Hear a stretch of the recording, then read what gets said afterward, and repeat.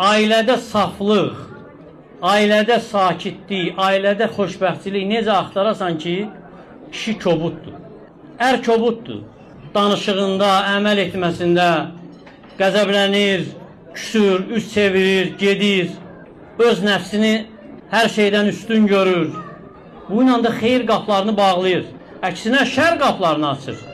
Görürsən ki, qaşqa bağlı, xərcləməsində simit, müamiləsində fasid müamilə edir, sözündə ədalətsizlik, sözündə əxlaqsızlıq, danışdığı kəlmələr görürsən ki, yaralamaqdan başqa bir şey deyil. Qəlbə toxunmaqdan başqa bir şey deyil.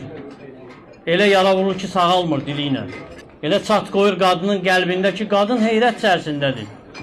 Bilmir boşanmağını tələb eləsin, ya qatlansın, əziyyətə səbr etsin, o həyatı davam eləsin.